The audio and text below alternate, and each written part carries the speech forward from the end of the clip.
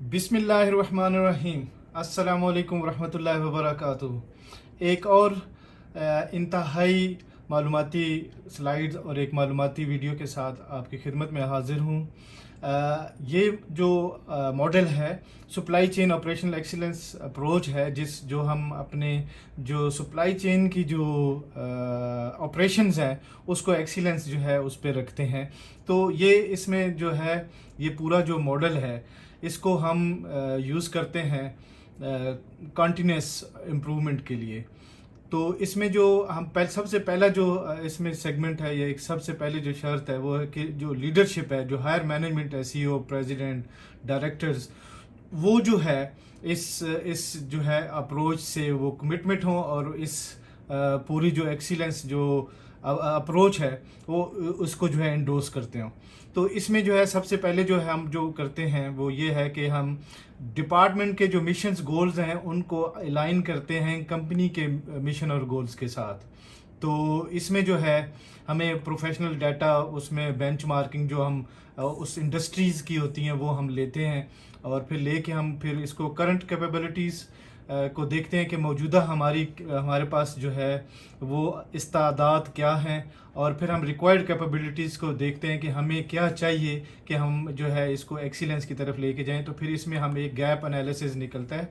Gap analysis report जो है वो हम फिर उससे जो है वो एक टू बी कैपेबिलिटीज़ जो हैं वो हम तरतीब देते हैं कि हमारी ये जो आने वाली जो जो कैपेबिलिटीज़ हैं वो इस तरीके से होंगी, इस्तेदाद कार जो है वो इस तरह हम वो ऐसे होगी। तो इसमें फिर हम जो है वो एक सिचुएशनल स्टेटमेंट प्रिपेयर करते हैं जो हम हायर मैनेजमेंट को जो है वो उसके लिए हम रिव्यू के लिए, इससे फिर वो जो हमारी टीम होती है वो आइडेंटिफाई करती है, सोल्यूशन क्रिएट करती है और इससे बिजनेस केस बनता है और प्रोजेक्ट चार्टर जो है वो बनाते हैं। प्रोजेक्ट चार्टर के बाद जो है वो फिर जो है वो उसको हायर मैनेजमेंट जो है अप्रूव करती है प्रोजेक्ट चार्टर को। प्रोजेक्ट चार्टर जो है अगर उसमें कोई खामी है या कोई कमी है तो फिर रिव्यू के लिए जो है वो जाती है और उसमें फिर जो है जो सिचुएशन स्टेटमेंट है उसको दोबारा रिव्यू करते हैं। तो अगर ये अप्रूव कर देते हैं, हमारी हायर मैनेजमेंट अप्रूव करती है कि भाई ये प्रोजेक्ट चार्टर ठीक है, तो फिर हम एक प्रोजेक्ट जो है वो इनिशिएट करते हैं। प्रोजेक्ट जो है वो जो है वो हम उसको उसमें जो जो हमारे पास पॉलिसीज़ हैं, जो प्रोसीजर्स हैं, जो फॉर्म्स हैं, जो डॉक्यूमेंट्स हैं, उनको हम रिव्यू करते हैं, उनको जो है ऑप्टिमाइज़ करते हैं और फिर हम जो है वो जितने जो रिलेटिव जो स्टेक होल्डर्स होते हैं, जो उससे मुतल्लिका जितने डिपार्टमेंट्स और जितने होते हैं उनसे अप्रूवल लेते हैं। अप्रूवल लेके तो ये हमारी पॉलिसी प्रोसीजर्स और उसका हिस्सा बन जाते हैं। हिस्सा बन के तो वो हम पॉलिसी जो है इम्प्लीमेंट करते हैं। पॉलिसी इम्प्लीमेंट करने के बाद 3 महीने 6 महीने के बाद जो है हम उसको जो है इंटरनल जो ऑडिट है वो हम स्टार्ट करते हैं। इंटरनल ऑडिट के बाद अगर उसमें ऐसी कोई चीज़ हो या मैनेजमेंट चाहती हो, वो हम इसमें प्रोजेक्ट चार्टर में भी मेंशन कर देते होते हैं, मन्ना नहीं तो अगर यहाँ पे इस स्टेज पे जो इंटरनल जो ऑडिट रिपोर्ट्स आ रही हो अगर वो सेटिस्फैक्ट्री ना हो तो हम फिर एक एक्सटर्नल ऑडिट के लिए भी हम इसको जो हमारी हायर मैनेजमेंट है वो हमें कह सकती है कि जी इसको एक एक्सटर्नल जो बाहर की जो टीम, दूसरी कंपनी की जो टीम है, जो ऑपरेशनल एक्सपर्ट्स हैं, उनसे आप जो है ये ऑडिट करवाएं। तो फिर यह है ये ऑडिट डाटा इकट्ठा होता है। डाटा इकट्ठा होकर फिर डाटा जो है वो एक रिपोर्ट की शक्ल लेता है और फिर ये इस तरीके से ये रिपोर्ट जो है वो फिर हायर मैनेजमेंट और जो मिडिल मैनेजमेंट होती है वो उसको फिर देखती रहती है और फिर जो है ये एक दो कंटिन्यूस जो है ना फिर उसमें करंट कैपेबिलिटीज़ से जो है वो एनालाइज किया जाता है।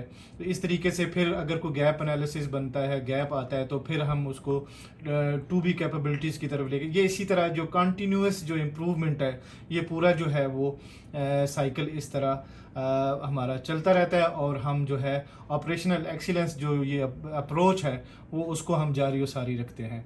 तो इसके अलावा एक और जो है वो हमारे पास इसकी एक अप्रोच है जिसको हम प्रॉब्लम और अपॉर्चुनिटी असेसमेंट मॉडल कहते हैं। इस मॉडल में ये होता है कि क्योंकि हमारी मार्केट, हमारी इन्वायरमेंट, दुनिया और हमारे ममालिक के जो कवानीन हैं और वो इन्वायरमेंट्स हैं वो चेंज होती रहती हैं, नए कवानीन आते रहते हैं, नए जो हैं वो टारगेट्स आते हैं, नए न्यू कंपटीशंस आते हैं।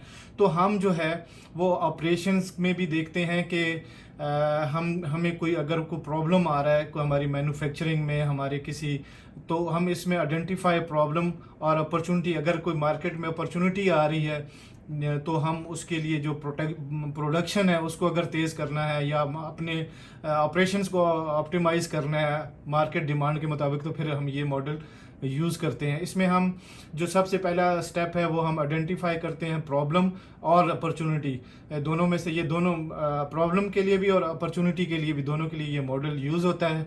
तो फिर हम उसको देखते हैं कि उसका साइज़ कितना है, उस अपॉर्चुनिटी का कितना साइज़ है, प्रॉब्लम कितनी बड़ी है, तो उसको हम एनालाइज करके फिर जो है हम डिपार्टमेंटल अप्रूवल के लिए सिचुएशन स्टेटमेंट बनाते हैं। सिचुएशनल स्टेटमेंट जो है वो फिर करंट स्टेटस जो है कैपेबिलिटीज़ का वो एनालाइज होता है, फिर वो गैप एनालिसिस और करंट कैपेबिलिटीज़ और रिक्वायर्ड कैपेबिलिटीज़ जो हैं वो फिर टू बी कैपेबिलिटीज़ में जाके फिर हम जो है उसमें देखते हैं कि गैप कौन कौन से गैप हैं और उनके कौन से सॉल्यूशंस हैं।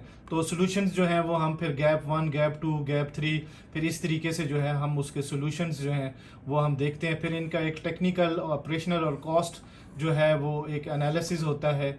और ये जो एनालिसिस, टेक्निकल, ऑपरेशनल और कॉस्ट एनालिसिस के बाद जो है फिर हम उसकी जो है ऑप्शंस जो है ना, वायबल ऑप्शंस जो है वो निकालते हैं कि उसकी कितनी ऑप्शंस हो सकती हैं उस सॉल्यूशन की या अपॉर्चुनिटी की। तो वो उसको हम नंबरिंग देते हैं, ये ऑप्शन 1 है, ये ऑप्शन 2 है, ये ऑप्शन 3 है, ऑप्शन 4, ऑप्शन जितनी भी ऑप्शंस हम उसमें इस एनालिसिस से निकाल सकते हैं वो यहाँ मेंशन करते हैं। और फिर जो है हम इसमें देखते हैं कि इंतहाई वायबल जो है ऑप्शन है वो कौन सी है। फिर उस पर जो है फाइनेंशियल एनालिसिस होता है, इंटरनल रेट ऑफ रिटर्न उसका जो है देखते हैं, रिटर्न और इन्वेस्टमेंट देखते हैं, नेट प्रेजेंट वैल्यू देखते हैं, ये पूरा फाइनेंशियल एनालिसिस होता है। फिर रिपोर्ट बनती है इसकी, रिपोर्ट के बाद जो है वो बिजनेस केस बनता है। बिजनेस केस जो है वो फिर जो है आगे प्रोजेक्ट चार्टर में यूज़ होता है कि ये जो अक्सर जो इस काम का जो मामला था वो क्या है, क्या प्रॉब्लम्स थी, क्या उसकी जो है वो ऑप्शंस आई, क्या सॉल्यूशंस निकले, इसमें कितना बजट है, क्या है, कब रिटर्न ऑफ इसकी इन्वेस्टमेंट आएगी, ये सारी चीज़ें इसमें जो है बिजनेस केस में होती हैं। यहीं से फिर ये प्रोजेक्ट चार्टर बनता है। प्रोजेक्ट चार्टर के बनने के बाद अप्रूवल, हायर मैनेजमेंट की अप्रूवल होती है। अप्रूवल के बाद जो है वो प्रोजेक्ट इनिशिएट होता है। ये जितना जो सिलसिला है ये जो है वो PBA जो है, प्रोफेशनल बिजनेस एनालिस्ट अप्रोच जो है PMI USA की, ये सारी वो अप्रोच है। उसके बाद जो ही प्रोजेक्ट इनिशिएट होता है तो फिर प्रोजेक्ट जो PMI का PMP है, प्रोजेक्ट मैनेजमेंट प्रोफेशनल का जो फ्रेमवर्क है वो यहाँ से फिर वो स्टार्ट होता है। प्रोजेक्ट इनिशिएशन होती है, प्लानिंग होती है, एग्जीक्यूशन होती है, मॉनिटरिंग और कंट्रोल होता है, और फिर जो है उसकी बाकायदा जो है प्रोजेक्ट की क्लोजिंग होती है। उसका क्लोजिंग में उसकी रिपोर्ट, उसकी जो भी उसका जो रिज़ल्ट निकला है वो हम उसको वो करके हायर मैनेजमेंट को सबमिट करते हैं। और ये इस तरीके से जो है ये आपको ये नज़र आ रहा होगा कि जो पहला जो मॉडल था वो एक साइकिल था, वो उसमें वो साइकिल की तरह वो चल रहा था, मगर यहाँ पे प्रोजेक्ट क्लोज होता है, इसकी रिपोर्ट मुरतब होती हैं और ये रिपोर्ट्स जो हैं वो फिर हायर मैनेजमेंट के जो है वो डिसीजन मेकिंग के लिए वो जो स्ट्रेटेजिक अप्रोचेज और जो मार्केटिंग प्लान्स और जितनी जो चीज़ें होती हैं उन पे फिर काम आती हैं। तो ये जो है ये एक क्लोजिंग होके तो ये प्रोजेक्ट यहाँ क्लोज होके इसकी रिपोर्ट जो है वो सबमिट हो जाती हैं। और फिर अगर मैनेजमेंट को न्यू अपॉर्चुनिटी को आइडेंटिफाई होती है, कोई नया प्रॉब्लम जो इशू ऑपरेशंस में या मैन्युफैक्चरिंग प्रोसेस में को होता है, तो फिर जो है तो ये प्रोसेस स्टेप 1 जो है आइडेंटिफाई प्रॉब्लम और अपॉर्चुनिटी जो है एक नए सिरे से फिर ये प्रोसेस शुरू हो जाता है। तो ये दो मॉडल थे जो आपसे आज डिस्कस करने थे।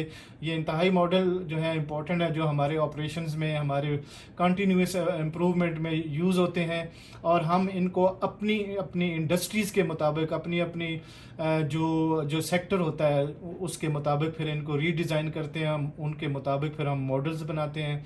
तो बना के इस तरीके से हम जो है इसको अपने जो है बिजनेसेस में यूज़ करते हैं, और अपने बिजनेसेस की प्रॉफिटेबिलिटी और उसकी जो है उसको हम इम्प्रूव करते हैं।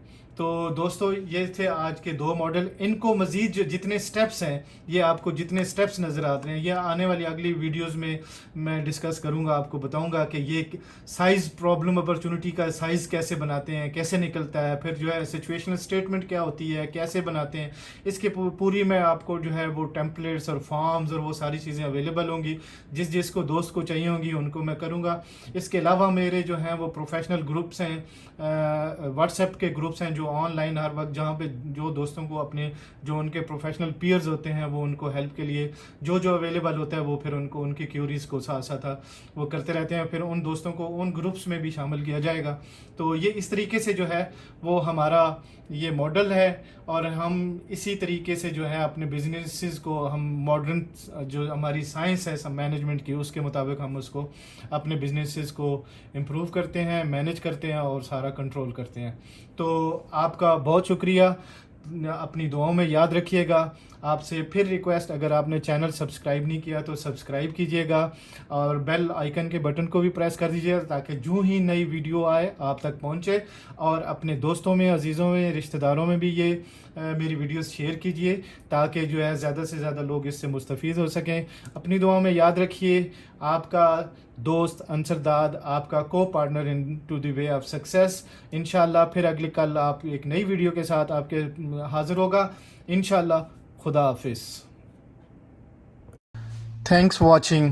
Please subscribe my channel, like and share videos to your friends and family. Thank you so much.